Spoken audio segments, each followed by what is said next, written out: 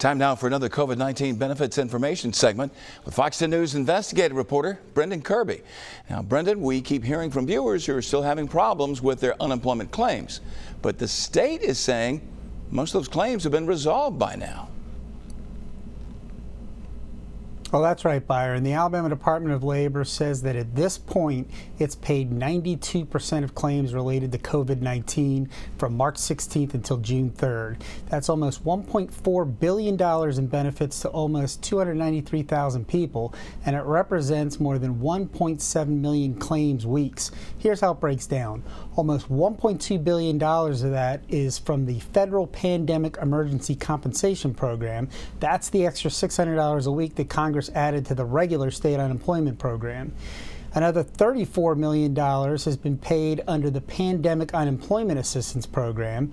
That's the program for gig workers, the self-employed, and others not normally eligible for unemployment. Almost $9 million has been paid under the Federal Pandemic Unemployment Compensation Program, and that provided an additional 14 weeks of benefits to people who have exhausted their unemployment benefits. For context, in that same time, the state paid out a little more than $407 million in regular unemployment benefits, so the total payout since March 16th comes to almost $1.6 billion. Still a lot of money, but of course there are still lots of frustrated people out there. We've been asked how people can fix errors like the wrong bank account number when they're submitted. Well, you're right, Byron. The fact that all those claims have been paid isn't a whole lot of comfort to people who are in the situation of not having their claim processed yet. And the state's figures show that there are still 26,000 active claims that haven't been paid. And sometimes I think I've heard from every single one of those people.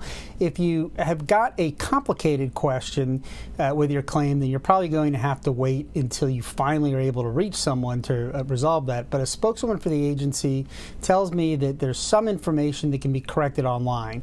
This would include things like an incorrect address or phone number. For the viewer who asked about the error regarding a bank account for direct deposit, the spokeswoman says you can send an email to treasurer@labor.alabama.gov to resolve that. Some people have told us that they answered one of the recent recertification questions wrong.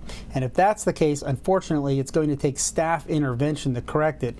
So you're just going to have to make sure you keep filing those weekly recertifications and you keep calling. And perhaps now that companies are reopening and new claims are dropping, maybe the phone lines will be just a little bit less clogged and you'll be able to get through. Well, here's hoping. Brendan Kirby, thanks so much. Brendan will be back with us on Fox 10 News at 9 to answer more of your questions. And if you have a question that you want Brendan to answer, you can email it to him directly at brendan.kirby@fox10tv.com. He's going to try and get to as many questions as he possibly can.